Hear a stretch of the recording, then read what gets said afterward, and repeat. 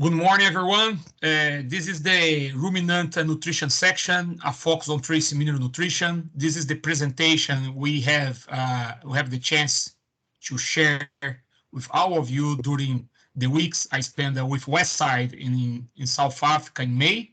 So this is the major presentation we did during our Ruminant nutrition session, Lanzerac Hotel, Stellenbosch. Hope you all enjoy, and for those who already had the chance to be in person there, here you're gonna find more details and also a place where we can review the information that you shared before with all of us. And for those who is watching this for the first time, please don't hesitate to contact Westside in terms to learn any other information related to the IntelliBone and the trace mineral nutrition in ruminants. So just a little brief about myself. My name is Davi Brito. I'm the Global Trace Mineral Technical Manager for Selko Feed Additives, part of the Nutreco business around the world. I'm originally from Brazil. I'm now located, is about 2.5 years living with my family. I have in the Netherlands, close by to our headquarters in Amersfoort. So this is a little bit pictures of my family. We are, both of us, me and my wife came from an agriculture background and also farmers. I'm a doctor. I'm a veterinarian by graduation. I spent about graduating in Brazil, São Paulo State University. Spent about 6 years in the United States when I went to the graduate school in University of California, Davis, and also University of Florida. In 2010, I went back to Brazil, worked for several companies in Brazil, South America, Latin America for feed additives, including canning, fibro. And before I joined Nutreco, I worked for 5 years for Cargill, Provimi in a dairy technology manager position for Latin America. So just a little bit about myself. Since I was born, ruminant will be part of my life and all part of my objective as a professional technical person in the market. So also I want to introduce some connection of South Africa. This is a picture from our place, okay? So as you can see here in the upper left corner, you're gonna see some Bonsmara crossbred, Nelore Bonsmara crossbred. So the first time I had the connection with South Africa, I was about 12, 13 years old. And that's when we start to produce some crossbred Nelore. So this is a very important. 90% of the cattle in Brazil is Nelore, Zebu type of cattle. So then we start to produce like the crossbred with Bonsmara, where you could have the chance to increase beef quality. And of course, Bonsmara offers some advantages compared to Nelore, but also very well adapted to tropical climate and rustic type of environment. Later on, we start to do a 3-cross way. So as you can see here in black, those are crossbred Angus Nelore cows, half-breed. And then in a 3-way cross, we include the Bonsmara to finish even males and females. So those are very, very nice animals. We did that for several years. So that was my first connection with the South Africa. And later on, when I was about 18, 19 years old, we brought the Dorpers. So you can see here some Dorpers. So these are really the crossbred that you are looking for. So with the Dorpers, we could increase the quality of our, let's say, these are very adapted type of breed in Brazil. It's called Santinês, very rustic, but dual purpose, little bit meat, little bit milk, no wool. But as you can see, they are not their muscle as much as the Dorper. So in this case, we start to use a crossbred Dorper to increase the quality of the meat for those type of animals. So these 2 breeds came from South Africa. Those were my connection in the years in the beginning of South Africa. And I'm glad I could share a little bit about our family background and businesses with South Africa, is at least with the genetics that you guys been produced and export to the world. I can tell you, Bonsmara is being participative, but limited because of course, European breeds make more successful, special Angus. But today, the major breed for central Brazil is a very tropical area for meat of sheep is being the Dorper. So Dorpers become very, very relevant in Brazil business as well. So our agenda, I'm gonna try to put in 3 blocks. We're gonna talk about trace mineral background, IntelliBone abilities, research application for cattle. The idea is to connect what you know about IntelliBone, what you know about what you've been producing in terms of research, but more than this, how we can review few important information and knowledge on the trace mineral nutrition, especially in this case for cattle. So why do we supplement trace minerals? So there's two important points that you must bring when you think about trace mineral supplementation. First, we know the dietary concentrations aren't always high enough to meet the nutritional demands of the animal. So you're talking about, and every time we are improving these genetics of the beef and the dairy cow, and we know that the amount of minerals present in the raw materials or in the basal diet is not enough to really fulfill the need the animal have. Not only for performance or production, but also for health, reproduction, and other things. So it's limited. So you need to provide trace minerals in the diet to really fulfill these requirements. And also, we must ensure the minerals are available, because we know that animals, one thing is when you have a very 100% health animal working completely fine, but you know there are challenges. There are warmer days, there are raining days, there are mud. Also, there are challenges in the environment, weather. There are also physiological stages. So animals during parturition, peripartum, we have animals with diseases. We have animals producing a peak of lactation. We have animals producing in a feedlot diet. So all these things really can create some situation that affect the trace mineral availability. In this case, you want to ensure if the animal need, doesn't matter what is the challenge, the minerals are there if the animal need to absorb it and use as much as the necessary to really support those situations or challenge. So in other words, what we always try is to keep an optimal balance for optimal balance of the functions, and of course we try to provide the optimal amount of minerals to avoid to be in a marginal stage that causes deficiency and then death, and of course marginal deficiency upper and cause toxicity and of course death.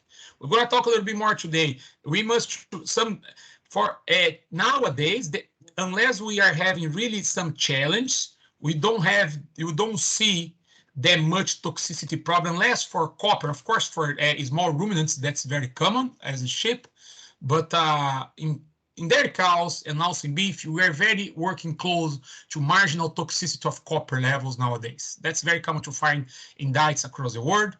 In deficiency, we are trying to provide the best we can, but of course, some deficiency can show up, especially because of the type of sources we are working for. Sometimes we think we're supporting and provide the amount of mineral that's necessary, but doesn't mean that the animals, we are ensuring the minerals are really available to the animals. So, and sometimes deficiency, marginal deficiency can show up across minerals, including manganese, especially in zinc. So, minerals are important to remember. They are related to vital functions and also many factors can really affect the requirements, as I just mentioned. So, and when it comes to function antagonists, I'm gonna, of course, block here in the three minerals that we're gonna discuss, because later on in this presentation, we're gonna be talk about hydroxide and telebond, which will have the source for copper, zinc, and manganese. But you must remember, copper, zinc, manganese, they are important metals. Trace minerals are important because they are especially because they are a key part or a key important piece of enzymes. And enzymes are proteins that make things happen in the body system. So copper, zinc, and manganese, they are related to many things: immunity, fertility, both. So then you have iron metabolism, bone and joint health in case of copper, protein production, vitamin A utilization in terms of zinc, skin health. So you also want to have lipid and carbohydrate utilization in case of manganese. There are many functions. Just as example, zinc, they are part of more than 450 metal enzymes that we know. So important, very important part of the health of the body. And of course, by saying that, we need these functions to be to happen appropriately, but you must remember trace minerals also have antagonists, and antagonists are molecules or substrate or anything that can really affect the absorption or the availability for absorption of these metals. And in the diets, in a ruminant, you're going to find many things. So a very common antagonist for zinc and copper, phytate. Phytate is the organic source of phosphorus. That's how phosphorus is being carrier or being storage in plants. So as much as the animal eats some forage and grains, you're gonna have the phytate to release the phosphorus to the animal. So when you have this zinc and copper being antagonized by phytate, you lose two things. First, copper, zinc for absorption, and also phosphorus for absorption. So they both metals, and also the macrometals kinds of phosphorus become unavailable. Fiber, that's very common. So iron can really jeopardize absorption of copper, zinc, and manganese. So I'm glad most of the countries you don't see iron supplementation in, let's say, adult ruminant feed. And that's important because generally speaking, around the globe, there's so much iron available. Countries like Brazil, where the iron level is very, very high, you know, you understand very well the value to work with a very good and stable source, because you know iron can be causing very big antagonism and reduce the absorption and the availability of certain metals, especially copper and zinc. So we also, for copper, you have a very famous combination of molybdenum and sulfur. Molybdenum and sulfur together, when they are high, they can really reduce the copper absorption. You're going to start to see some copper deficiency. That's very common, especially nowadays when you work with high. It's been more common recently in feedlots, like we see in the beginning when you start to work with these wet distiller grains or any distiller grains, the amount of sulfur is too high. When you offer to the diet, you are being working the limit of the copper absorption, of course. Then you need to provide a better copper sources or more copper concentration in the diets to ensure the animals can receive the amount of copper they really need. But of course, you must take care about the sulfur levels. Okay. Just an idea about antagonism functions, okay? An important thing, more the effect of these antagonists, less metal available to the animal, and then, of course, more impaired are the vital functions and responses. So, another thing, and also we know trace minerals, not trace mineral sources, metals are essential. So animal doesn't need copper sulfate. Animals doesn't need copper methionine or zinc glycinate or hydroxide manganese. Animals need copper, zinc, and manganese. They need the element. They need the trace element, the metal, okay? So, and this is the thing that's important. So we know that zinc, and copper doesn't matter the source because they don't need the source. They don't absorb the source. The source only gonna do one thing. Trace mineral products or trace mineral source, they're gonna simply provide a form to facilitate handling of the trace mineral in feeds. So when you use a source, what you are doing, because you cannot use free metals to provide to the animals, you need to use a source that's gonna carry the metal from the feed to the site of absorption. It's to facilitate. And who's gonna take a decision how much metal will be absorbed? And how this metal and where this metal and when this metal will be used is the animal. It's not the source. Source just do the job to really bring from the feed to the site of absorption. Who's gonna take the decision how to use are the animals. The animals know that. We don't know, we do not control that. The source do not control that. That's an important message. And why this is an important message? Because there are sources doing a great job, facilitate the handling, and there are sources doing very bad job. And we're going to talk here about efficiency in this job. How sources can do a great job carrying the metal from the feed, from the premix, from the leak, to the site of absorption internally in the animal. And from there, as much as you have free copper and free zinc to be absorbed or free manganese, who gonna do the second step, how to utilize, how much utilize, if you go to milk, to wool, to meat, to health, to reproduction, you'll be the animal, not the source.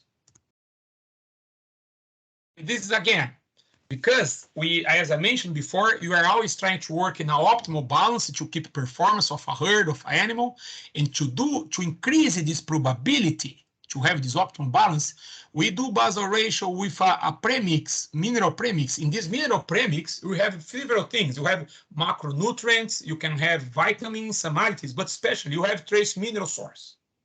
So, and then the trace mineral source included here because then you increase the probability to have the herd in an optimal balance to avoid the side here, to be in a subclinical or say in a marginal in suboptimal supply or subclinical toxicity. but depends of the source you use, and that's where I apply good source of organic trace minerals or the hydroxy trace minerals such as in Stellenbosch, you can do a better job. So you increase the probability and you reduce the chance to be in a marginal situation. And this is what the source can do, because good source can handling better, can facilitate better to deliver the metal to be absorbed. In this case, you can have a much better regulation, and of course, the probability to keep in an optimal balance will be much clearer. So, in talk about probability, you must understand this. Let's think about a 30 kilograms milk per day hosting lactating dairy cows, about a middle lactation pregnant. That cow must receive around 10 milligrams of absorbed copper per day. So how much is a 10 milligrams? Is this size? This size is nothing. It's completely nothing. You even cannot see if you don't use a glass. Too small. So, but that is not the point. Let's think about a 250 lactating dairy cows herd, which can be a big farm, depends where we are. Right now, where I live in Netherlands, this is a very big dairy farm, 250 lactating dairy cows. So this herd, you consume about 2.5 grams of copper daily, and this is the size of a 1 euro cent coin. So every day, a herd needs the amount of copper that a herd needs is about 1 euro cent coin. If nothing, you need to mix that in a TMR with silage, with grasses, with feed. So think about the probability. If you are not really considered to work with the right trace mineral source, you can really jeopardize the result that you can expect with trace mineral in your herd. This is something like is an important message to us today. So more than this, and because of this, of course, the industry has been looking about probabilities by increasing the stability, homogeneity, bioavailability of source from less to more. So if you consider here in the 1900s, everybody was working for oxides. 40 years later, because after the wars, with the advance of the production of sulfates, they become the key source of trace mineral available in the market. But of course, there are lack of even that's much better than oxide. It's a very reactive source. So in the 70s, the organic trace mineral shows up in the market, offering more bioavailable, better quality of source, but you were never, because of cost and concentration, you were never able to really move to a very 100% organic trace mineral diets in cattle. And later on in the 90s, the hydroxy trace mineral was developed. So in Stellenbosch, which was the first hydroxy trace mineral source, is the latest, most modern technology for trace mineral source. And history in the 100 years, 120 years of trace mineral supplementation cattle or in livestock, we've been moved from a less stable, homogeneous, and bioavailable trace mineral source for a much more stable, homogeneous bioavailability. So everything is chemistry of molecule. It's nothing else. Stability is key. Stability is key for any other step you're going to be looking for a trace mineral source result in your herd. So, and that's what we're going to be talking about today. Where are the trace mineral key advantages? I just want to make this is an important slide because from this you're going to understand why you're going to see response in one side or you're going to see response in another side. That's an important message. So, if you see here, I have a molecule of a copper sulfate. And look at this, you have a copper molecule connected to a sulfate molecule by ionic bond. Ionic bonds are weak bonds. They are fragile bonds. They can dissociate as salt in water because they are salts actually. So in water, you can have this association. That's the reason when you have a copper sulfate or a zinc sulfate, they are very hygroscopical. You start to have some clumping issues and with moisture, just in a room temperature environment. So they are very weak bond, less stable, much more reactive. The concentration of mineral, of course, they offer lower price compared to the more advanced molecules, but you're going to see a range of concentration between 25% in case of copper up to 38% in case of the zinc sulfate. So, and then, like I mentioned, in the 70s, we start to develop the organics. Right here, I have a copper chelate, amino acid chelate. As you can see, you have a molecule of copper connect to to some amino acids here. And the connection, the link of the metal and the amino acids are done by a covalent bond. It's not more ionic bond. Covalent bonds are stronger. They are more stable and much less reactive. That's important. That is the idea about using organic trace amino source. You call organic because it's generally they are connected to a protein, a protein source, a dipeptide, maybe amino acid, a polysaccharide. But it's important to contain carbon and nitrogens. Okay, but there is a very important message also here. They are very strong.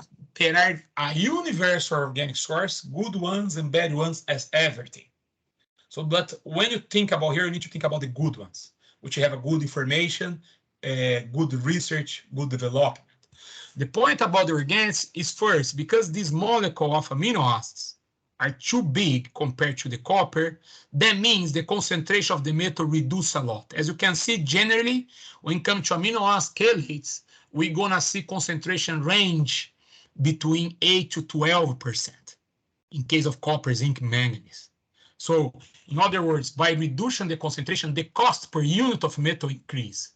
But more than this, amino acids are expensive if you compare to sulfates, to sulfur. They are expensive molecules. So, in other words, the price goes up because of two reasons: less concentration and also the type of the ligand. Amino acids are very unique product and very essential for animals, so they are expensive. So in this case, the molecule becomes less concentrated and very expensive, high price. For this reason, we never were able to really do a complete replacement of the all inorganic sulfate trace mineral source. And when you're gonna work for organic source, you're gonna see dikes using between 20, 30% organic and continue using 80, 70% sulfates inorganic source of trace mineral. And that was the reality until the 90s, for when the hydroxide was developed. The difference here you're gonna see now, you have another copper molecule, but this is the copper hydroxide in Stellenbosch C. You're gonna see copper connect to oxygen and chlorides, so much cheaper and much smaller than these complex amino acids. So in other words, the concentration went up. In the case of the copper, it's 55%. 54% case of the copper, and 56% in case of the zinc. So we're talking about high concentrate molecules. And more than this, they are connected to each other by covalent bonds, which is strong. It's not weak as ionic, it's strong as they're good organic. So you have now a very stable and very low reactive type of source with high concentration, very cost effective. You don't have the organic side, and also it's very concentrated. So in this case, for the first time, you were able to really remove all the inorganic from the diets because it's important. Sulfate molecules, reactive inorganic sources such as sulfate can cause a lot of damage. And we're going to talk about this today. A lot of damage because this is all about chemistry. Weak bonds release metals previously. Weak bonds release metals where you don't need the metal to be released. We need the metal to be released as close as enough from the site of absorption. If they release earlier, and there's way to show that, you're going to be losing not only the metal for absorption, you're not going to reduce in bioavailability, but you also are reducing a lot of other things, such as vitamins concentration feed. You're going to kill population of bacteria in rumen. You're going to really jeopardize few other palatability of minerals. Leaching. You're going to lose metals in leak. So there's many effects when you have a very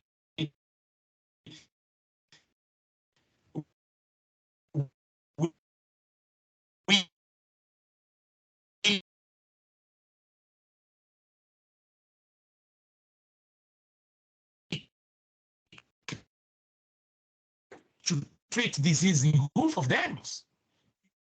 You put in a food bath because you want a free copper to kill bacteria. So right here, 30 minutes, completely solved. And here in Stellenbosch after 30 minutes, no, dissolved. Because neutral pH do not dissociate the Stellenbosch molecule. And just to show here raw materials, this is copper sulfate and zinc sulfate. Hygroscopical, You have here completely clumping issues, where you see the molecules here, no clumping. Just to visualize these things, okay? So, a little bit about the IntelliBond molecule. So, as I mentioned, they are connected to chloride and oxygens by linked by covalent bonds. In this case, in a crystalline structure, like a crystal. So we need, that offers also slow release. It's not like a sugar cube. We talk about more lollipop, layer by layer, be dissociating the copper. But more important, to have the dissociation, the pH of the media or the environment must to be below 4.0. So must to be below. So in this case, in the G, when you're going to have the opportunity to really start to dissociate the copper or the zinc or the manganese from the molecule, you'll be in the abomasum, very close to the duodenum, when you're going to start to have the absorption of these metals. So pH must be below 4.0. And more than this, you also have a opt size technology, which keep the crystal in the right size with the in the right particle size to avoid dust and also to increase the ability and also the results. So is essential dust-free technology, increase the uniform blending, there is no hygroscopical, reduce reactivity, and more special, you have very high uniform spheres. They're going to bring precise results. Here is just the presentation about the product. We have they are naturally crystalline structure found in nature. The copper hydroxychloride is the atacamite, the zinc is the simoncolite, the campite, the manganese. And they have high metal potency. Like I mentioned, 54% copper in case of the IntelliBond C, 55% zinc in the case of the IntelliBond Z, and 44% manganese in terms of IntelliBond M. So, first key message here. Trace mineral nutrition is all about bonds. More weak bonds means more solubility, which means more reactivity. We don't want a more weak bonds, we want strong bonds. Okay, because more reactive type of trace mineral source, you're going to increase oxidation, you're going to increase antagonism, you're going to reduce stability, which is going to drive to less absorption, and especially in the case of ruminants, you're going to have less digestibility of nutrients, special fiber, and certain carbohydrates, in which you're going to reduce in less performance and also less health. And we're going to show all that in some of the trials we've been developing in the last 10, 15 years. Okay? So let's think about what a free metal can do. First thing, when you have I didn't use the copper sulfate as an example, but you could put zinc here, manganese. But let's see, when you have the dissociation of the copper from the sulfate, first thing, free copper can really degrade other feed components, and let's include fat, fatty acids, vitamins, and certain amino acids, okay? Also, but more than this, they also can degrade some probiotics, which we have information to share as well. Also, free copper, free zinc, they offer metallic, bitter taste, so that reduces palatability, preferential choice. You have a nice deck of results when it comes to ruminants, special calves, and also swine, including piglets and growth finishers. Animals, when you have the option, they're going to prefer something without free copper and free zinc. Free metal is going to bind antagonist, which in other words, more free metal before the site of absorption means less metal to be absorbed in the intestine, so less bioavailable source. And that's the reason good organics are better than sulfates in terms of bioavailability, and IntelliBond is better than good organics and also much more and even better than sulfates because it's stable, very stable. Not all organics are that stable, such as an IntelliBond molecule, a hydroxychloride. Also, going to decrease fiber digestibility because we know free copper, free zinc kill bacteria, and you know this for long, huh? Because if you know if you want a sulfate trace minerals to kill microbes in the foot bath, why are we including the diet? I mean, here is something to create a question to make us think. We've been including copper sulfate, zinc sulfate, and sulfate source in the diet for a long time, but we did not know the impact. And I'm here today to show you the impact, because now we know the impact. and you should avoid to use that. We really should avoid to use sulfate trace mineral source in the diets of cattle. We are losing a lot in the ruminant especially, but not only there, but especially in the ruminant. And I have some information to share, include some South African information for trials we have done also in South Africa, okay? So in this case, when you're gonna talk about IntelliBond, you talk about the abilities, we're gonna review everything from the solubility of the molecule going to impact bioavailability, stability, palatability, and digestibility. And all this, of course, with a key traceability because of the production line and system. You must remember, us in Nutreco, Selko, we own the production manufacturing process of IntelliBond, and we were the first to develop that. We're going to find some other hydroxide available in the market, but those guys, they are dealers and they do not control the complete process. Traceability is very important, not only by quality of the molecule, the type of crystal, the amount of dioxin, and all these things, heavy metals, and any other things. That's an important message as well. And of course, by having this, you're going to have much more predictability in the results you're going to work with. Okay. So when it comes to this abilities of the IntelliBond, first thing is stability. As I mentioned, IntelliBond is less reactive in feed than trace minerals, sulfate trace mineral source. Then gonna be less dust, less mineral leaching, less clumping, better vitamin stability, better lipid stability, better enzyme activity, and increased probiotic survival. All this is related because of the chemistry of the molecule and how stable is the bonds. It's chemistry. If you have a very stable mineral source, you can have all that. Okay, I just gonna show pictures here. This is a visual. Was a trial that has been done about clumping. Just to show you, you are moving from a combination of sulfates and organic for an intermediate product where you already have some IntelliBond, a special copper, part of the manganese, for a completely pre-mix with copper, zinc, and manganese from IntelliBond. You see how visually those minerals change, okay? How visually they change. No clumping, very stable, okay? These are information. This is in broilers, and I promise to you guys, you'll be the only broiler information I share today. It's not because it's not because broiler, but just because it's a feed. It's a feed. And when talk about feed, they apply for us. This is a feed with 3.6% fat. And right here was a shelf life trial. They did 3 feeds. One was containing no copper sulfate source. So just the copper from the ingredients. The another one, it was a treatment of copper sulfate, and the other one with IntelliBond C.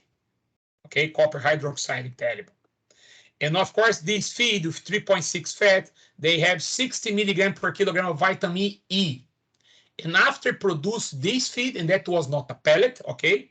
Because in the case of pelletization, the result going to be worse because you have more moisture and more heat, okay? They were stored for 40 days. And the idea here is just to evaluate the concentration of the vitamin E after those days. And look what's happened. In 10 days, the copper sulfate treatment reduce, or let's say reducing 32% or lose 32% of vitamin E activity. So in the case of the IntelliBond was completely equal as the control. No change, but in 10 days, 32% less vitamin E. In 20 days, the copper sulfate treatment offered 60% loss. And of course, after that, no vitamin E really available. And more interesting, when these feeds were offered for chicks, in the chicks, we found lower liver vitamin E and lower plasma vitamin E. We provide vitamin E as a very essential nutrient for animals, especially mammals as well. Here is birds, but we talk about cows. Cows need vitamin E for many processes related to antioxidant activity, inflammatory activity, is very well related to reproduction and other things, colostrum quality. So the vitamin E here, because the copper was free, it started really react with the fat. You had a lot of oxidative process in the feed, The vitamin E that's supposed to be offered to the animal starts to work as antioxidant in the feed. And this is a very expensive antioxidant for the feed.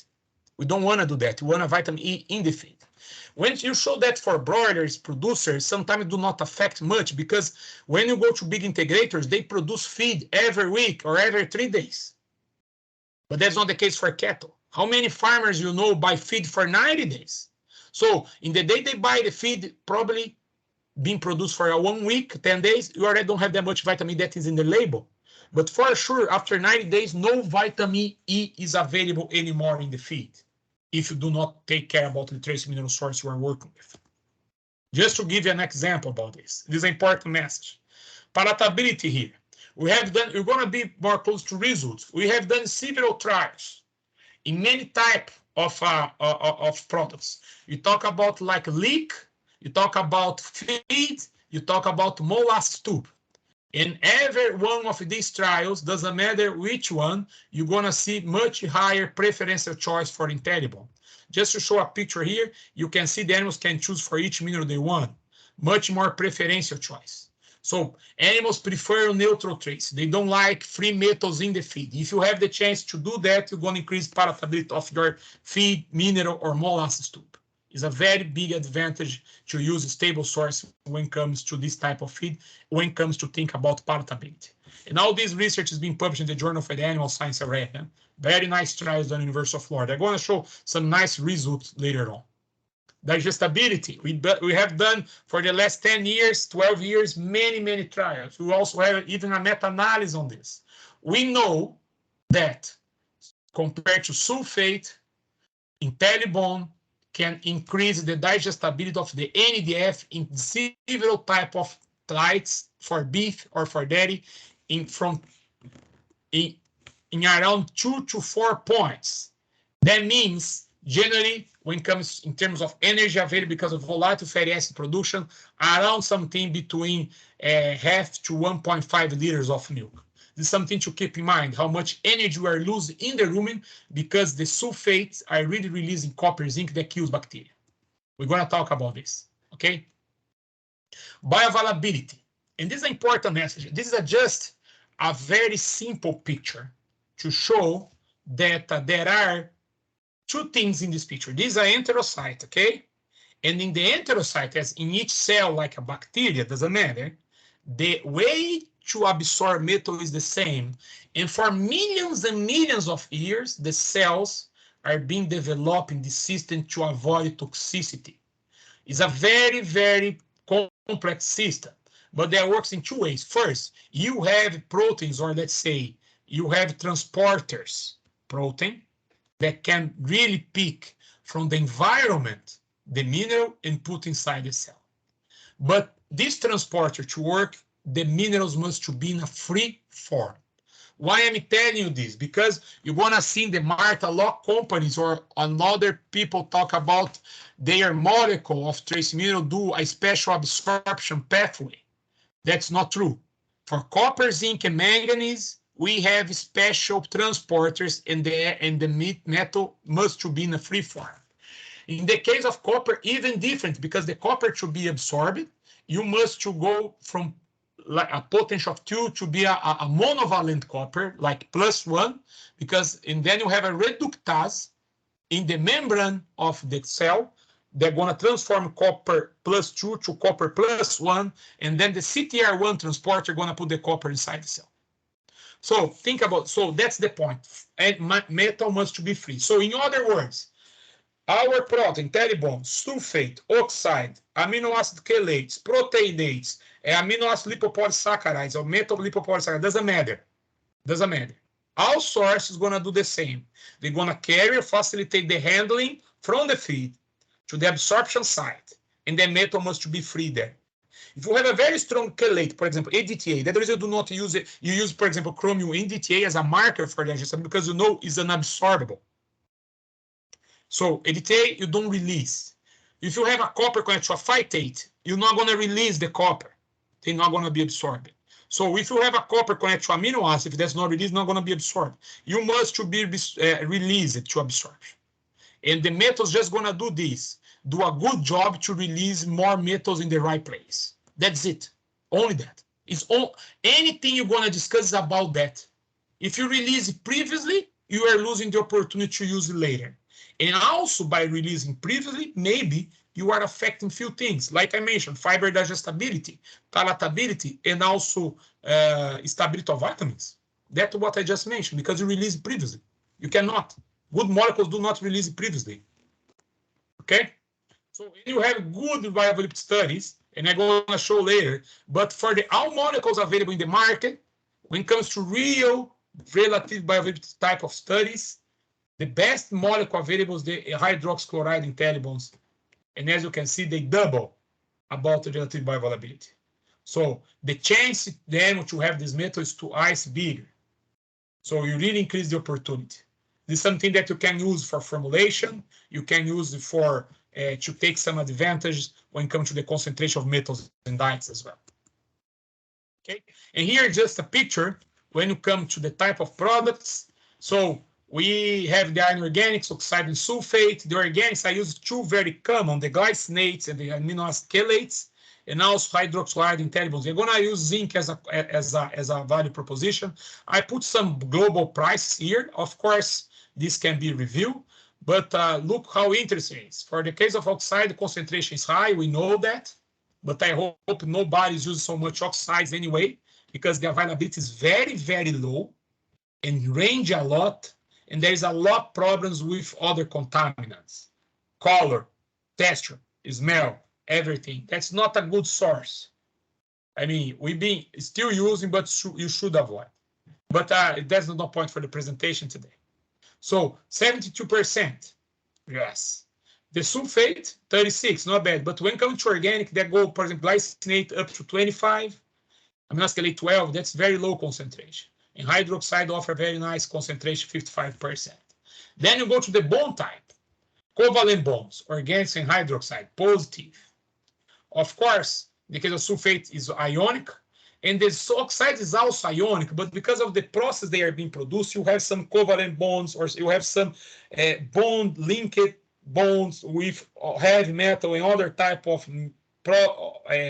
metals that was present in the raw materials, which really become unavailable to absorption. In this case, I'm going to use as a mixed, but we know when you're going to a very poor pharmaceutical laboratory type of product for zinc oxide, they are ionic. Okay, so and these go to reactive. Oxide is not that much. Of course, sulfate is very high. Organic is also not that much. Depends on the organic, but the good glycinate chelate not that much. And also hydroxide is very low. And then you can come to the cost per euro per kilogram of metal. Of course, the range. And when you include the bioavailability as a part, you also want to understand the cost per absorbed metal. In this case, even the oxide become more expensive than sulfates. And if you can see, in the case of amino acid chelate, they can be really about 5 times more, 5 to 6 times more, 5 to 8 times more expensive. While the glycinate can be 4 to 5 times, and in telebond going to be twice, 2.5 more expensive in terms of absorption. So that the reason hydroxide offer a great opportunity with a cost-effective way to be replacing completely the inorganic sources in trace mineral, or the combination of inorganic and organics. Okay, and of course traceability, a lot tags, a lot certification with the most important things when it comes to environment, welfare, but also production, organic, certified, safe feed, HACCP, and everything else. ISO 9001 certification, things that we know important to have in hands of great companies like you guys work with. So, and just to show the cycle, everything will be very analytical test performance, very big monitor in terms of validation to the raw materials, not only internally in our laboratory, but third-party laboratory. Each bench also is being analyzed. If it do not fit the concentration, the results, of course, the product is not a profit release, and they go back to the system of production and try to repeat that again. Very well monitored, very well controlled. Everything being produced in the United States, in Indianapolis. Okay, so as I mentioned, yeah. Pre-copper free zinc from sulfate can easily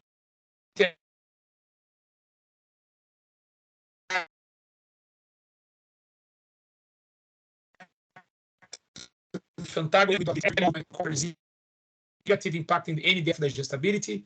And we know that ions, copper and zinc ions are very highly active in feed, while IntelliBone is less reactive, leading to a better vitamin stability. So important messages from the abyss of IntelliBone that I want to present right now.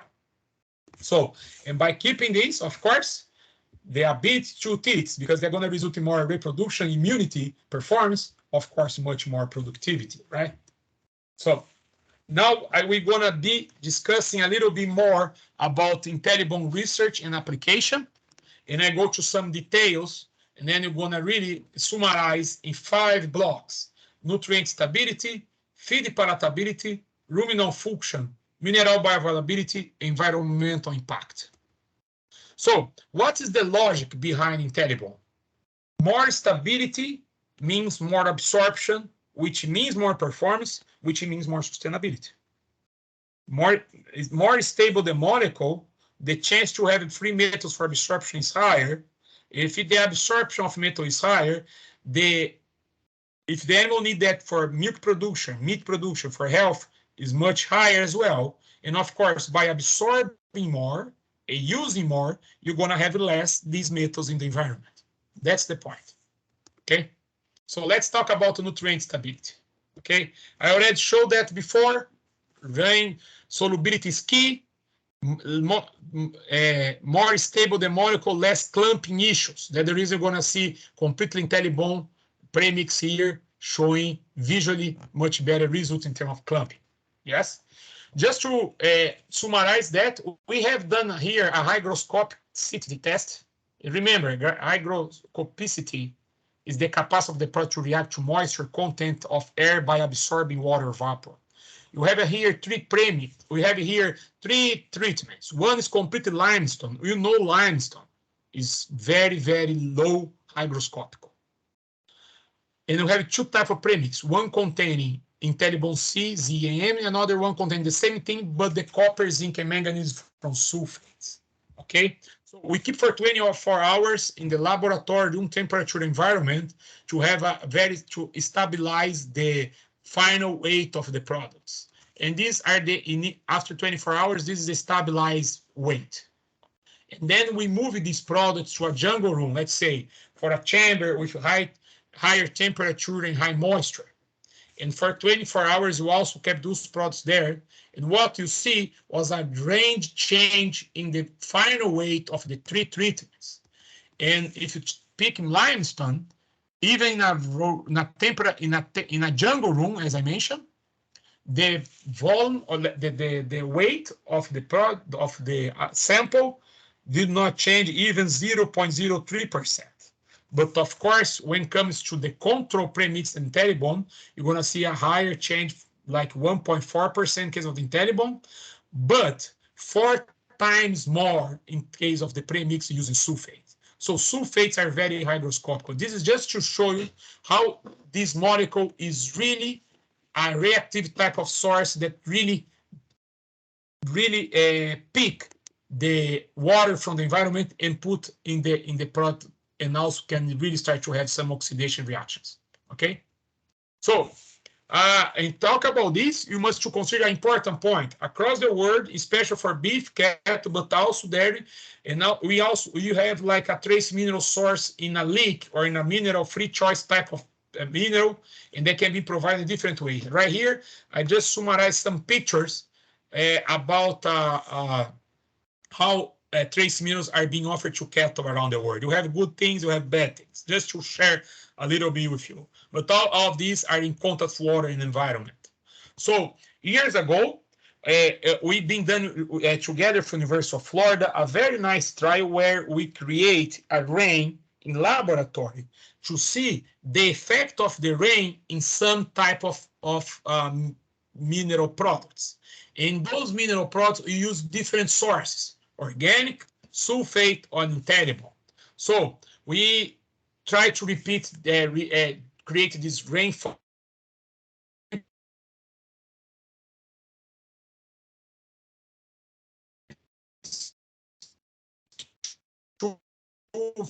4, 6 inches.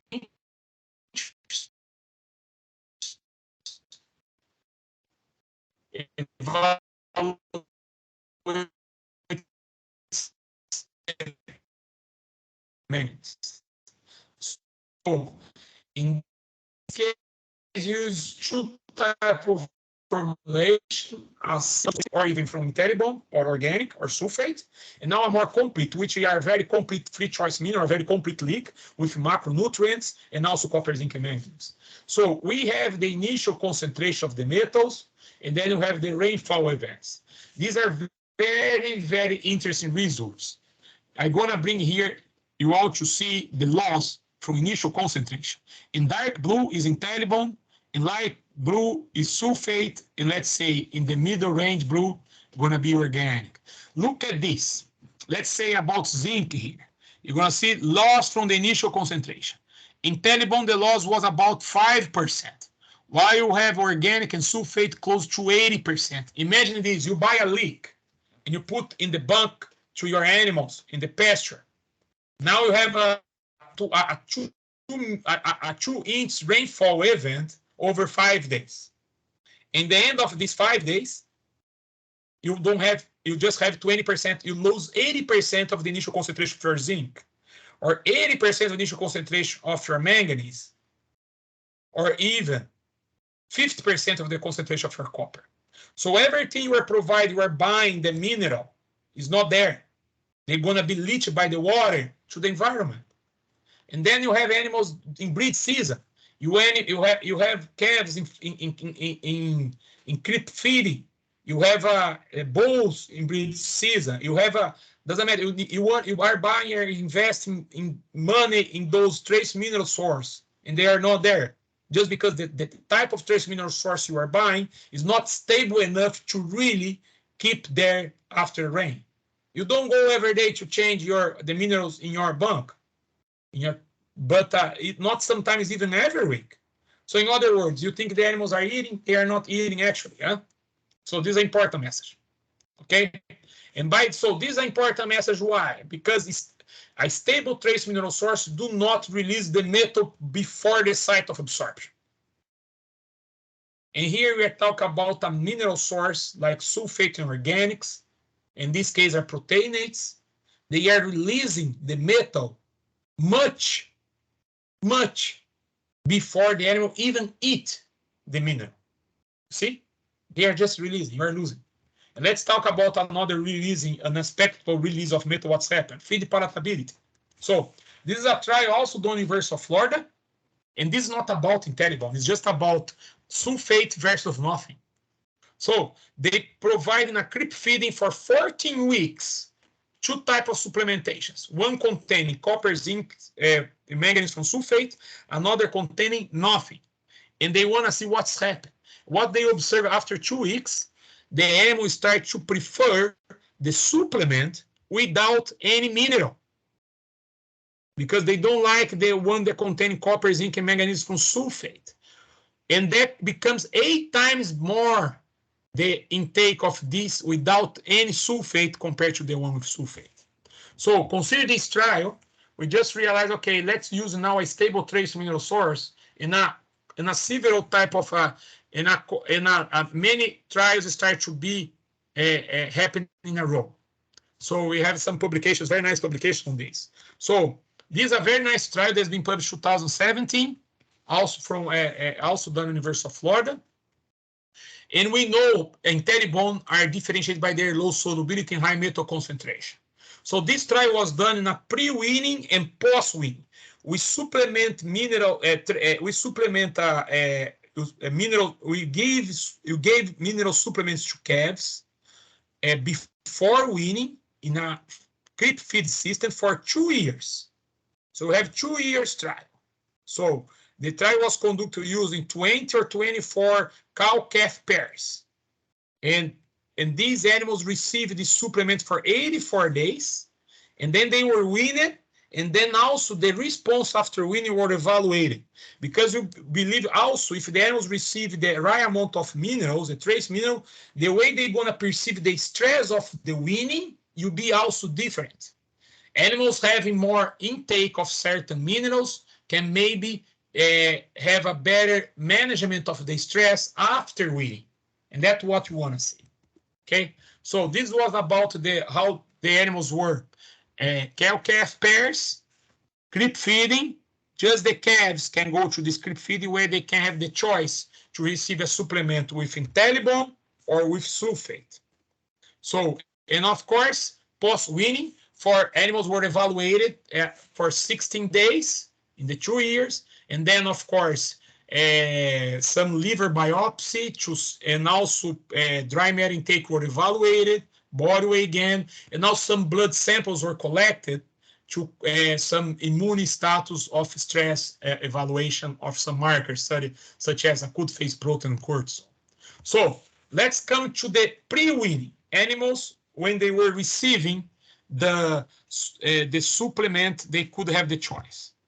So what you learn in a creep feeding, before weaning, animals, the intake of the supplement containing IntelliBone was much higher than the supplement not containing IntelliBone. And of course, in this case, we could not observe any difference in the body weight gain, at least statistically. But of course, numerically, was a very nice difference. So animals was numerically gain more body weight gain in the group. They are eating more mineral supplement, of course, in the case of IntelliBone and inorganic, but was not enough to have a statistical difference. But after weaning, in the 2 years, we check the post-weaning body weight gain, or the total weight gain 60 days after weaning in the 2 years of trial. In the first year, animals receiving IntelliBone before weaning for 84 days in creep feeding, they gain about 5.3 kilograms more in 16 days. So body weight gain was higher for the animals that receive IntelliBone. And also in the second year, where they lose weight, the animals also gain 5 kilograms more. Actually, the IntelliBone was the only one gaining weight. So you see the thing here. For the 2 years, the body weight gain was also higher after weaning. So this is a nice response, especially for weaning animals after stress, shipping animals, receiving diets. Animals prefer IntelliBone, they eating more, and they also offer higher body weight gain during the adaptation phase after weaning. Okay? And when you check that for the metabolic status and mineral status of the animal, we saw the animals receiving IntelliBone were less also in cortisol. That's important. And also, when you check some levels of minerals in liver, we observe also that the cobalt was higher in liver for IntelliBone. Also, we could observe more copper, and of course, you could observe more selenium. So let's say animals receiving animals that IntelliBone increasing intake before weaning, and as a result, after weaning, they offer more body weight gain, less stress, and higher mineral status. That's the information I want to share with you. You see how the impact of trace mineral source can cause in the complex physiology of the animal during this weaning period and stress. But remember, we also check for other experiment organic trace mineral source. And when it comes to the intake, it's the same as sulfate. These are proteinate as well, okay? You see, organic trace mineral source, the intake is also low as the sulfate. Animals prefer IntelliBone. And there's a reason, organic is not that stable as IntelliBone. It's also, the hygroscopicity also exists, depend of the type of organic. In this case, this proteinate was not able to really work as much as we see in the IntelliBone. Animals prefer IntelliBone, or actually, animals prefer neutral taste. They don't want to taste the free metals in the feed or in the supplement. And of course, by having these, the IntelliBone offer much more intake of the total metals as well. Okay, I believe there is a lot of opportunity for these type of things. More palatability, more consumption. That's good for feed manufacturers. So you have more intake, more daily gain, bigger heifers, more rumen well developed, less days to weaning. That's also applied for receiving diets in feedlots, especially after shipping, shrinking. So more available minerals, more growth, more health. Also apply a lot for robot cows here where we are looking for palatability in the pellet, for starters, things that you must think. And of course, as you learn, receiving diets, management of stress for calves and during weaning is also very important. So now we're going to talk a little bit about rumen function. That's also important message, okay? Remember, free metals are antimicrobials. We talk about this. You use copper sulfate and zinc sulfate in a foot bath because you want a free copper free zinc to kill microbes. But then you put copper and zinc sulfate in here, they're going to kill microbes. What type of microbes we're talking about? Is that beneficial or not? That's what we're going to discuss and present to you. There is a nice deck of information on this. Okay, first we go to some Nutreco IntelliBone research. I just want to mention that actually we know that for a very long time, but nobody probably was making money of this, and nobody discussed this too much. There is a PhD thesis from the 50s, University of Florida. Juan Carlos Sala was already talking about this. Okay, look at this in this data from University of Florida. They have some rumen fluid where in vitro, they want to evaluate the cellulose digestion, including different levels of minerals. In this case, they just isolate copper and zinc. So as much as they increase the amount of minerals, they reduce the digestion of cellulose. Okay, so the digestion of cellulose are 80%, but as you can see, when they add 20% copper, that was already below close to 10%. And then in the case of zinc, when they reach about 80 ppm, that was below 20%. And that's amazing because 20% copper and 20 ppm copper and 80 ppm zinc is very close to the feeding levels that we work with. And we're talking here in the 50s, long time ago. Some direction that's okay, maybe copper zinc sulfate and free copper zinc is not good for rumen microbes. Okay, so this is a trial that had been published in 2019, about 2 years ago, done in partnership with Colorado State University and North Carolina State University. We use A crossbred steer fed diets with no supplemental copper, zinc, and manganese. And then we offered a rumen bolus of 20 ppm copper, 6 ppm zinc, and 40 ppm manganese from sulfate or IntelliBone. So they received the bolus by cannula.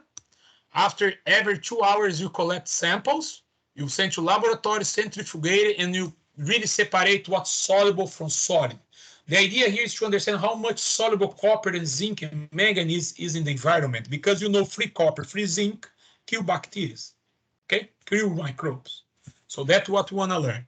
So as a result here, I want to show copper zinc here, and especially because manganese is not toxic to bacteria as much as copper zinc is.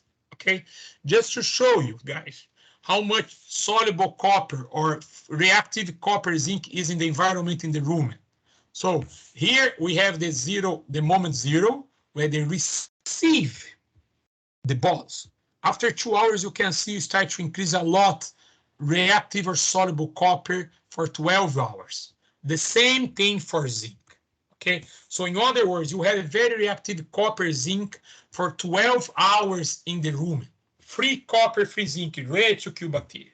So here's a trial just to illustrate, yes, sulfate can really release copper, zinc in the rumen, and these metals become very free for almost 12 hours when you compare to IntelliBone. Okay? In another trial published in 2017, done with Dr. Bill Wise in the Ohio State University, that was a digestibility trial.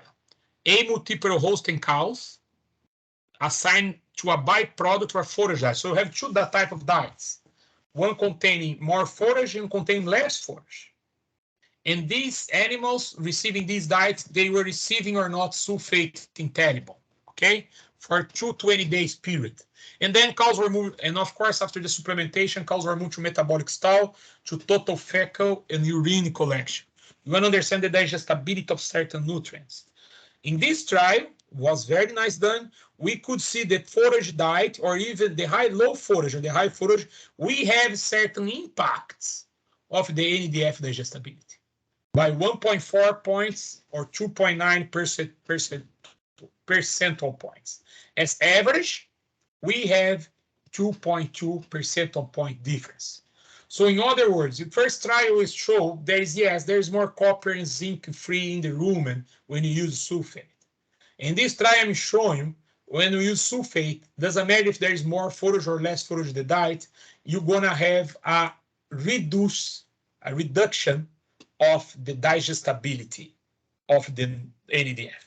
Okay, and we know this is an important message because NADF digestibility is about milk production. It's about meat production. Okay. So another trial now done with Dr. Stephanie Hansen, the Iowa State University. And this is interesting also because we use lambs as the model. And I know lambs is very important to South Africa as well. So here you talk about 4 treatments, 1 control, no zinc add. And then you have zinc being added 40 milligrams per head per day from 3 sources. IntelliBone, we are using a Vila Zimpro here, and also zinc sulfate. Okay?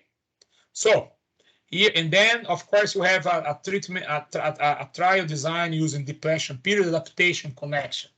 We're gonna see here what's happening in terms of the digestibility of certain nutrients when it comes to the use of certain types of zinc sources. Look at how interesting it is.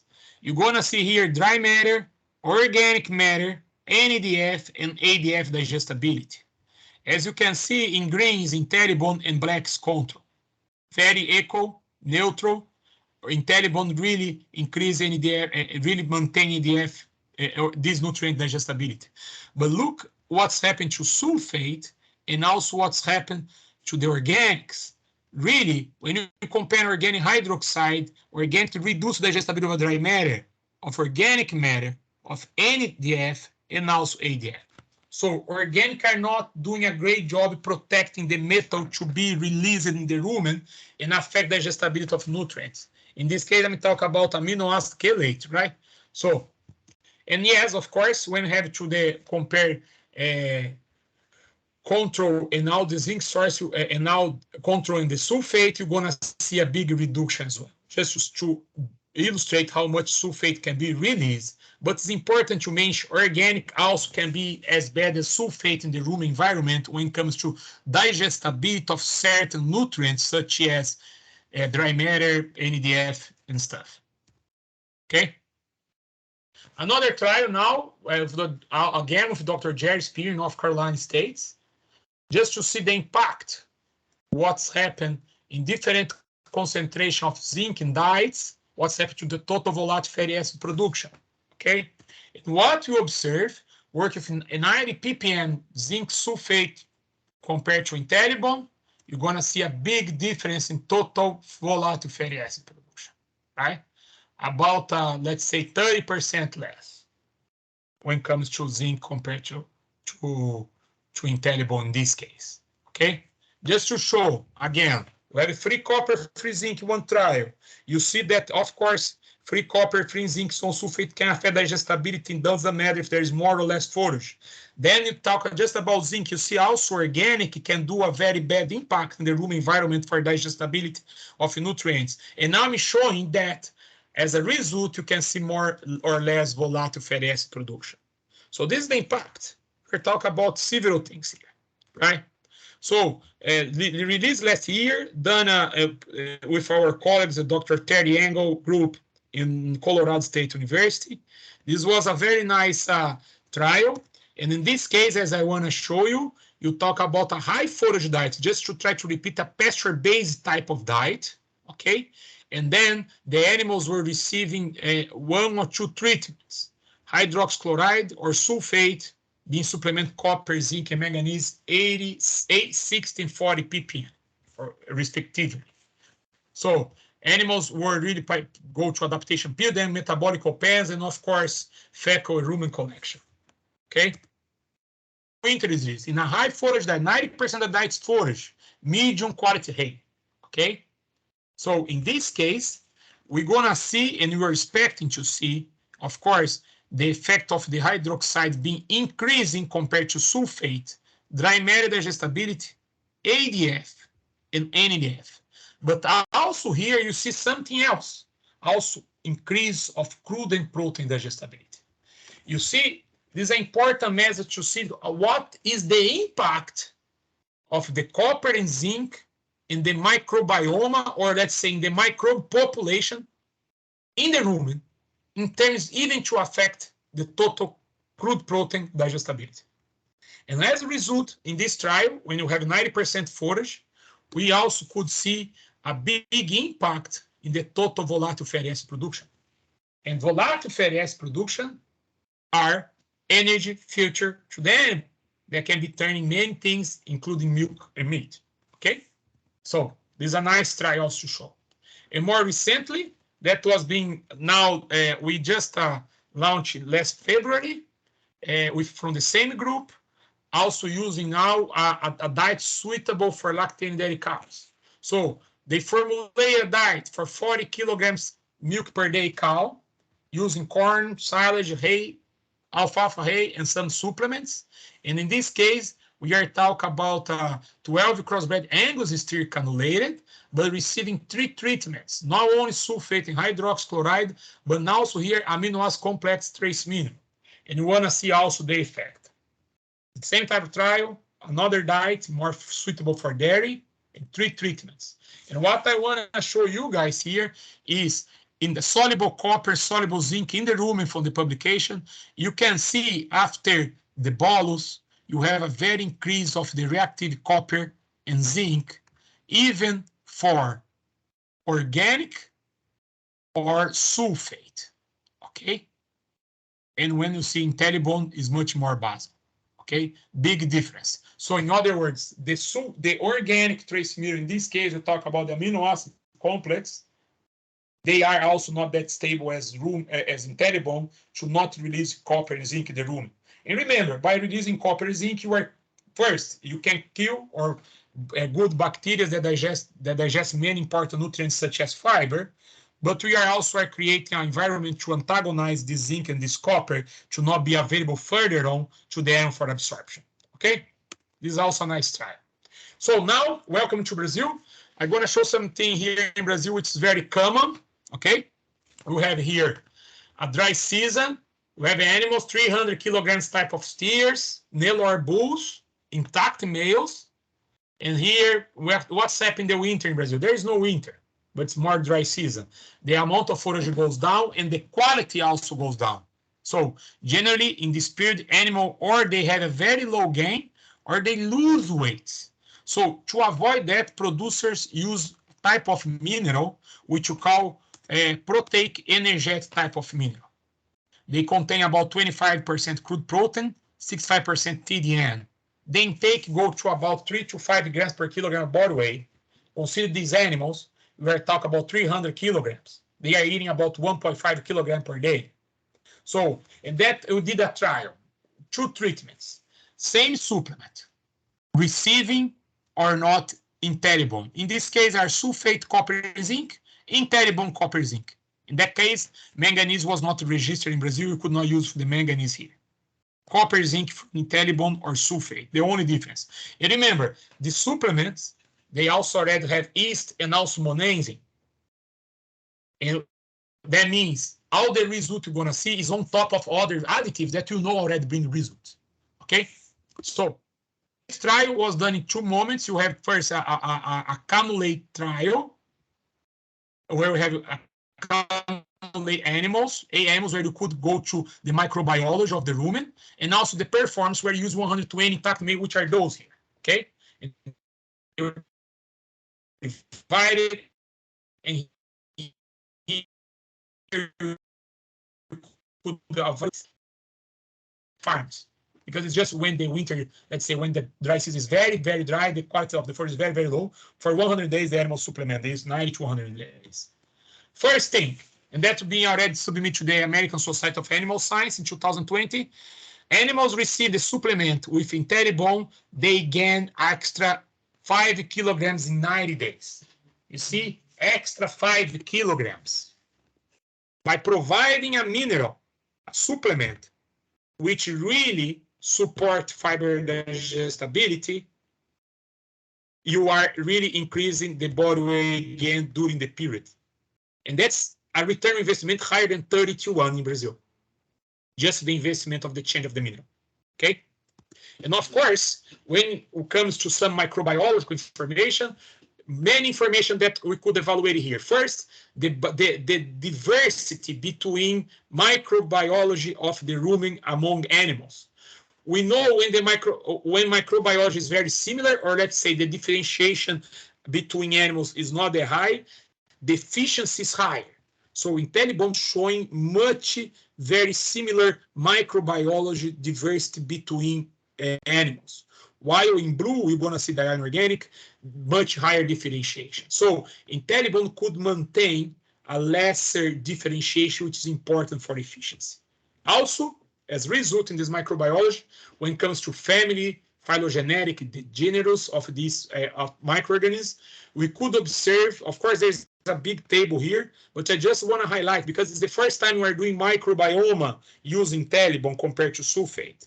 You could see an increase of the ruminal abundance of bacteria with important structure and non-structured carbohydrates degradation functions. So this is important. Also see, IntelliBone is really change the environment. Let's say sulfate do a very negative effect. They first increase the differentiation.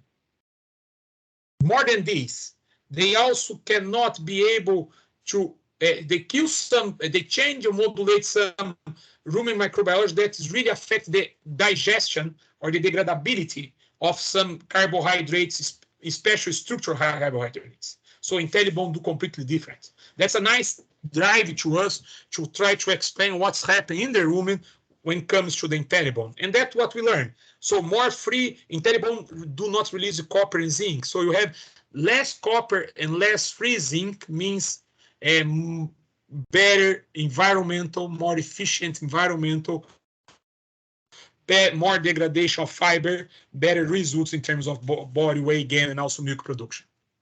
We have done also trial here in this is our research facility in Boxmeer, Netherlands, from Utrecht. And here we can have the chance to have individual cows, dry matter intake, and a lot of things that you can evaluate. In this trial, we published in 2020 in the Journal of Dairy Science, 52 Holstein Friesian cows in a 4x4 Latin design, Latin square design. Animals were receiving 4 treatments containing or not IntelliBone, combined with organic or not. I just want to highlight the effect of the IntelliBone and also the sulfate here. First thing, animals receiving IntelliBone compared to sulfate increased milk production by 1.1 kilogram of milk, and also increased fat content. And more than this, of course, you could see as a result of a very big effect on the NADF digestibility. We know in Netherlands, the amount of foraging diets is much higher, high quality, but you could see a very nice effect of the digestibility of NADF, which impact milk production and also fat content in milk. Okay, this is also interesting. And as we have submitted this in 2020 for in a German conference, just to highlight the total amount of information we have for the digestibility of NADF and different methods for beef and dairy diets. And of course, we're talking about 2-4 points. I present the last. So, and what represent 2-4 points? If you go to Michigan State, Dr. Mike Allen, he being already discussed about the impact of the total tract neutral detergent fiber digestibility. And for 1 point of NADFD up or down, we talk about equivalent to 0.25 kilograms of 4% fat correct milk. So generally by using result that is costing to produce up to 1 kilogram per milk per cow per day. IntelliBone trace mineral have no negative impact in NADFD, which allows producers, nutritionists to maximize NADFD, putting more cash in the customer pockets. That's the thing. Okay. So, and now, of course, I want to share as well a result from the rumen function growing heifers. So here is a trial done in South Africa in partnership with Dr. Pete Swegers in Cernic, South Africa. okay? So in this trial was done in the spring 2020, and here you also want to test the effect of IntelliBone on nutrient digestibility performance. Of course, you talk about 12-month old Bosmara beef heifers. Not performance result you're going to see in this type of animals, not much animals.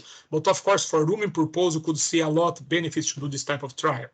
So about a 4x4 Latin square design trial, which period of 24 days, 18 days adaptation, 6 days sampling, okay? It's interesting here because they are using a high forage diet with Eragros 3 TF hay, and animals are just receiving 1.4 kilograms of supplement per animal per day. And there are two types of supplement, a high protein supplement and a low protein supplement. If you see here, the treatments for minerals were the same in terms of levels. Animals receiving 15 ppm copper, 50 ppm zinc, and 33 ppm manganese, or for inorganic, or for IntelliBone in two supplements. One supplement was about the low protein concentrate, about 12.8% protein, and the high protein concentrate, 30% protein. And basically the difference is the low protein concentrate we are talking about using soybean hulls as source of protein, and the high protein concentrate in soybean meal. And of course, here you could see the results in terms of rumen parameters. When it comes to the effect of the IntelliBone versus inorganic, it's very nice to see that IntelliBone increase nutrient digestibility for dry matter, organic matter, NADF, ADF, and now crude protein. Again, high forage diet, you also have impact in the crude protein digestibility. That's a very important message. But more than this, of course, we're expecting all this in IntelliBone. But when it comes just to the effect of the protein level in the diet, we could only observe the crude protein result because, yes, by increasing total protein of the diet, through crude protein diet, of course, you're going to increase the digestibility of the crude protein. But the protein level of the diet were not enough to cause any difference in the digestibility of any nutrient as much as IntelliBone could do. So small things that do a very big impact. We are talking about milligrams of metals that are really impact the digestibility of several nutrients in the diet, while amount of protein we're not able also to do. That's interesting. So now we are moving to the end of the presentation, and I want to talk about what's most a lot when it comes to the industry of trace mineral. People want to really highlight the bioavailability. But before you go there, I just want to refresh one thing. Everything we discussed until now was before absorption. We are just talking about the chemistry of the molecule. A stable molecule can really improve your rumen function because they don't release copper and zinc in the environment of the rumen that kills bacteria. That's about the stability of the molecules. That's about how good is the molecule. Sulfate organic doesn't do good in the rumen. Also, I talk about palatability. Sulfate organic doesn't do good in palatability. I talk about leaching stability. They don't do good, both. And I talk about vitamins stability in the feed. And also sulfate doesn't do good. So this is about the release of the metal before. Now we are talking about so, but if you use a source that really affects all that, why you are expecting to have more bioavailability? Why? They are releasing before. You're not going to have more metal there to really be absorbed. So this is something to keep in mind. Yeah? So, and then again, as I just want to again reframe and really highlight is metals must be in a free form to be absorbed. You see here, free zinc, free zinc, free zinc, free copper, free copper, free copper. Anthracite, anthracite. The good source is going to do a good job by releasing more metal here to be absorbed. If you release too early, you're going to have all the impacts I just mentioned, and then the molecule is not doing a good job. It's about that. Molecule must to release in the right place. And then, of course, by being free there, if the animal need that, they're going to absorb that. Okay? So we have done two nice trials in terms of bioavailability using, let's say, lower levels of metal to see how the animals really can storage this metal in the body. And Dr. Jerry Spear University, North Carolina State University has done Many has been very well recognized to do this type of trials. Not only us, but other trace mineral companies has also checked the availability of those, the bioavailability of those of their own minerals as well. So, and we did for copper and zinc. And here, to do a copper, there is a very nice model where you just offer high sulfur and molybdenum in the diet. You really inhibited the absorption of the copper by antagonize. So if you have a stable molecule, the molecule not going to antagonize. In other words, you could increase the absorption and also the retention, or also the, let's say, the amount of copper to be retained in the body. One good way to see this in copper is, of course, to see liver concentration of copper. So in this case, for 98 days, animals receiving high molybdenum, high sulfur diet from Intel, and of course, supplements containing IntelliBone copper sulfate.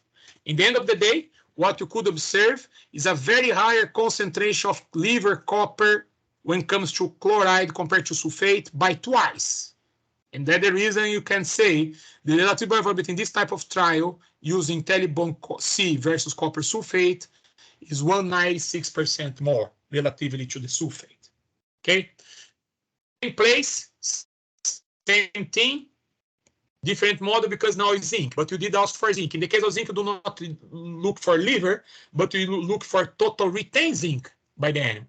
But to do this, you can create a model where you have a depletion phase where no add zinc in the diets, and then go to the repletion, and you, of course, you put the animal in a metabolic chambers where you can have total fecal and urine collection. So, in this case, after what you could observe is that the total retained zinc for IntelliBone was higher twice. So IntelliBone was able to have twice more retained zinc when it comes to this type of models where you create, let's say, a phase without any metal. So showing again the ability of the molecule to release zinc to be absorbed by the animal. Okay, just to mention, Pancosma also really invest on these type of things, and they did the same trials that we did in the same group, published about the same time. And compared to sulfate in the case of copper, it was not 200, it's 150. So glycinates do better than sulfate, yes, but not that good as much as the hydroxide can do. And the same thing you can see for the glycinates, about 27, about zinc, about 27% more. And as you can see here, you also have zinc methionine as a treatment. In the case of zinc methionine, is even lesser than 27%. Okay, this is something to keep in mind. Okay, guys. So here now another type, but that's not really bioavailability, much more performance results and outcome results when you use, let's say, higher levels or levels to fulfill the requirements of the animals. This is a very nice trial done in Cornell University using hydroxides, okay, in a transition cow model. Use 6 multiple cows from prepartum to 84 days milk. They were housed in Thai stall, and the supplements were top dressed once a day. And there were 3 treatments: inorganic, completely sulfate, copper, zinc, manganese, IntelliBone, CZN, and the of corp and organic 25-25%. In this case, the organic was also used here when we talk about amino acid chelates, okay? Amino acid complex. So we're talking about transition, a transition type of research. You want to see, of course, if you use different sources, you could have an impact in health and in performance. So when it comes to capacity of the animal, really, let's say antioxidant capacity of the animal, let's say how these animals are really perceiving oxidation, if they are being healthier, they're being much more able to fight this oxidative stress.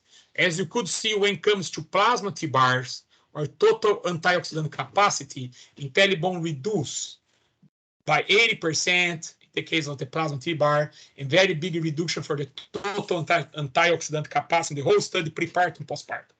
So in other words, that represent the animals having IntelliBone in the diets compared to sulfate and organics, especially compared to sulfate, are doing a great job. Animals are healthier in the case to check the oxidative stress parameters.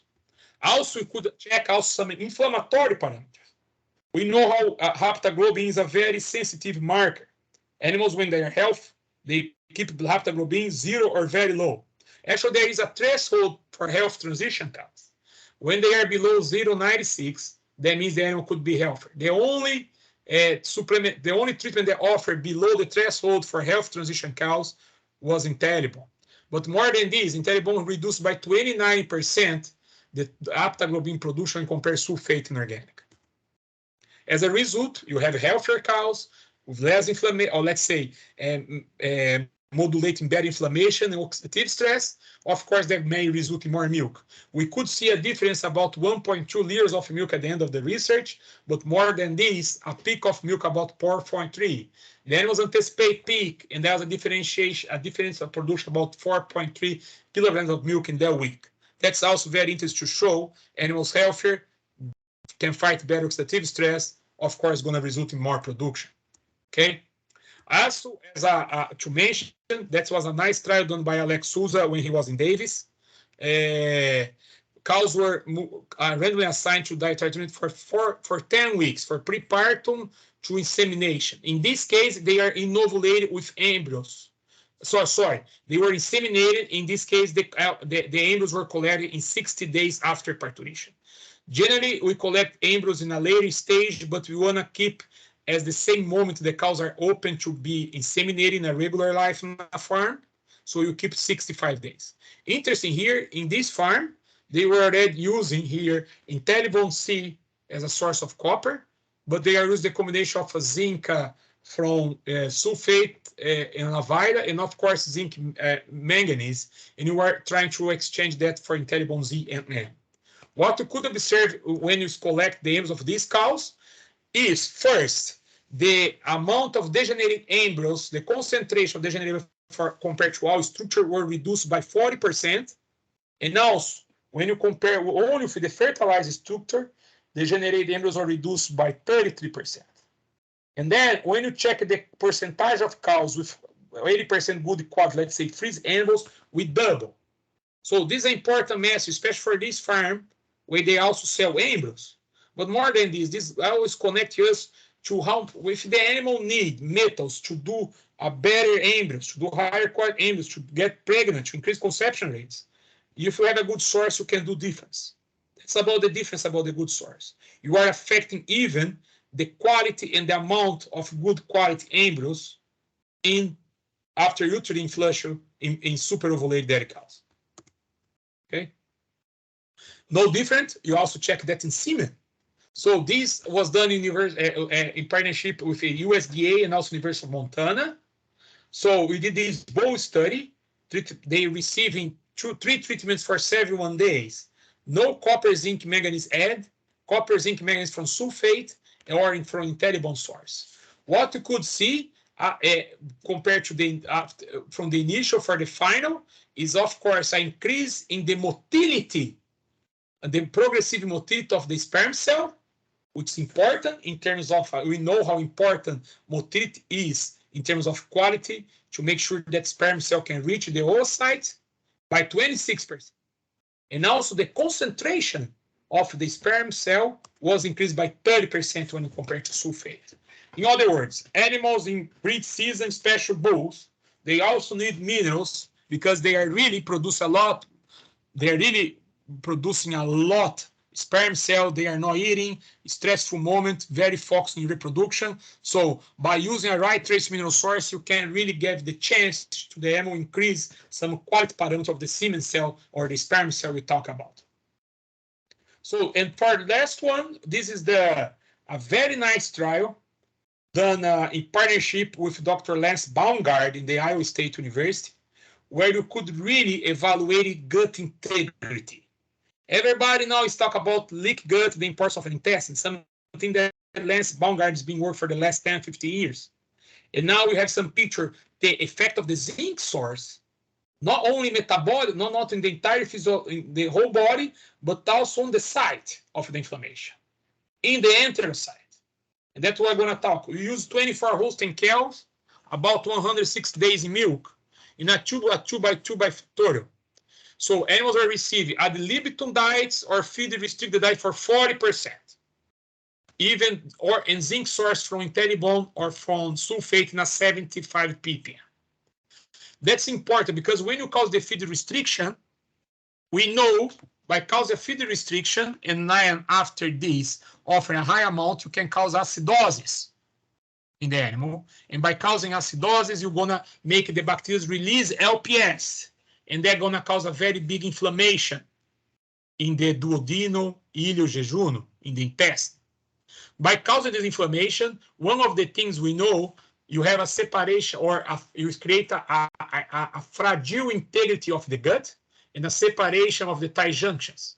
So to make sure these animals have this problem with the integrity, we can use in this protocol chromium DTA, because you know chromium DTA is never absorbed unless you have the tight junctions separated and then they can go through.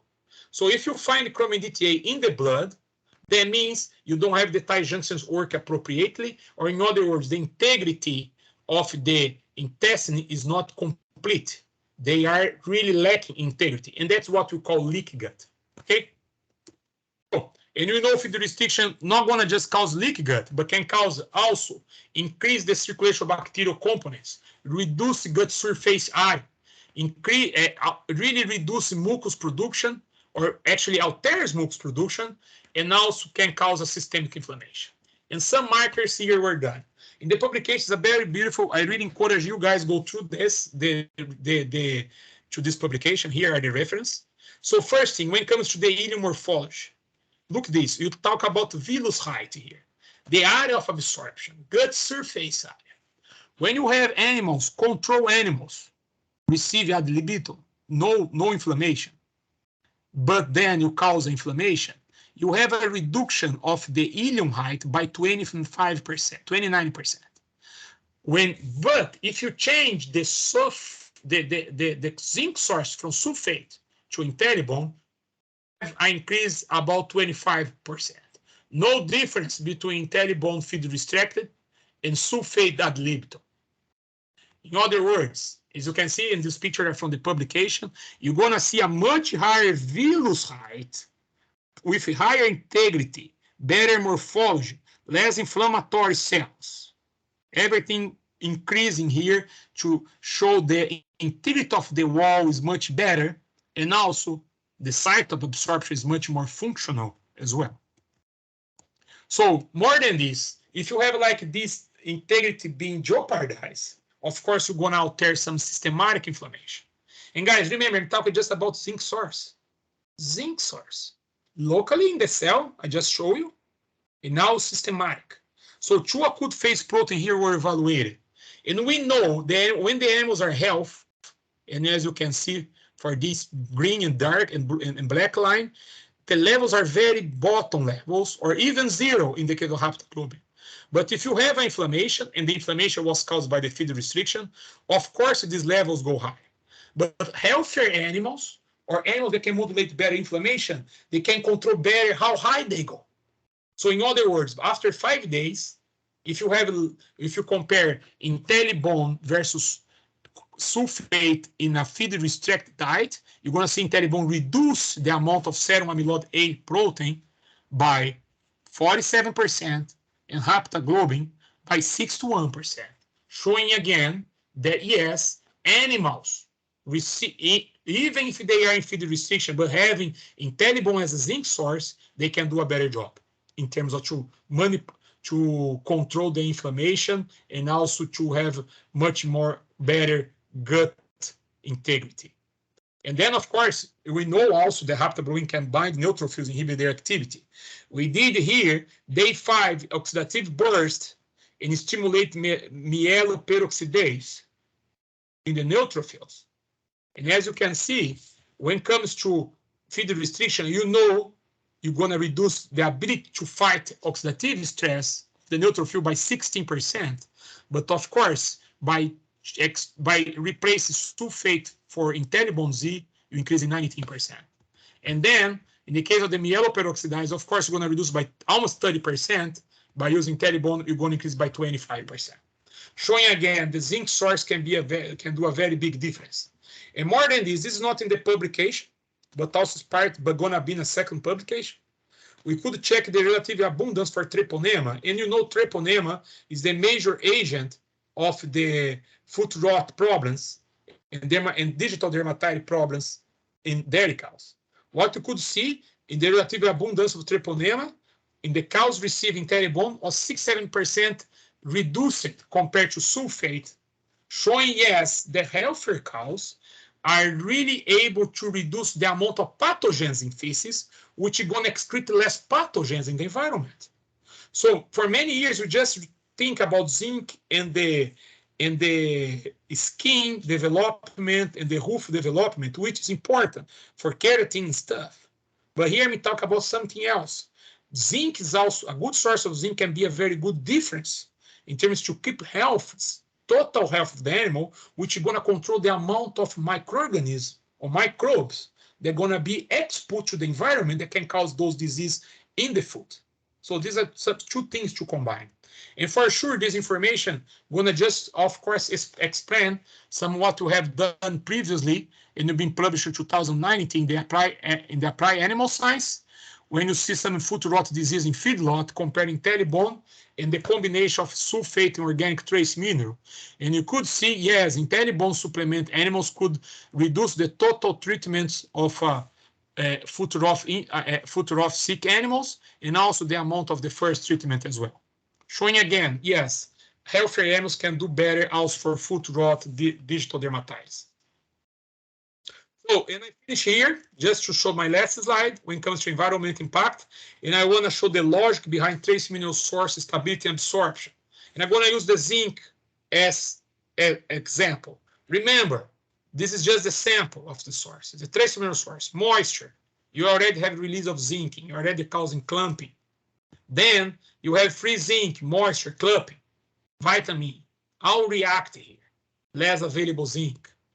And then we're going to produce a feed or even a pellet. You put more moisture, more heat, but now you have fat, oil, other feed stuff.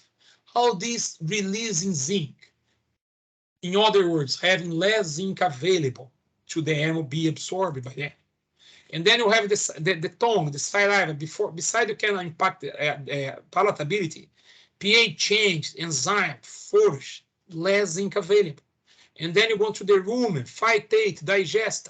More free zinc, change in pH, microbiota, all that going to reduce in less zinc available.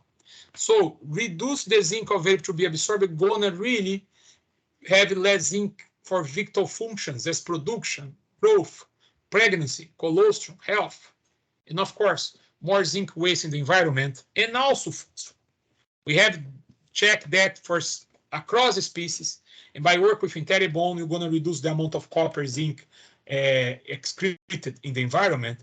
More than this, you're also going to reduce the amount of phosphorus. And this is just to show you how the Teribone can really affect the hydrolysis of the phosphorus in the phytate. As much as we increase the amount of copper from sulfate compared to Teribone in green, sulfate in blue, you're going to see, for example, in 62 ppm, we're talking about already 25% no hydrolyzed phytate. In other words, all the phytate there, 25% is not releasing phosphorus. This phosphorus will go to the environment, not to the animal. And then, of course, as much as we increase the amount, you're going to see a very higher increase of the non-hydrolyzed phytate, but you don't see the same results when you work with Teribone. Okay? So, take-home message, when it comes to ruminants, nutrient stability, feed palatability, ruminant function, mineral bioavailability, environment impact. There's you can really summarize the pillars where you can see the benefits to be working with Teribone and diets. So thank you very much for that. This is the presentation we have done in Stellenbosch recently. I hope you all enjoy, and please do not hesitate to contact us or even Westside in terms of any question related to the research and the information just shared. Thank you very much.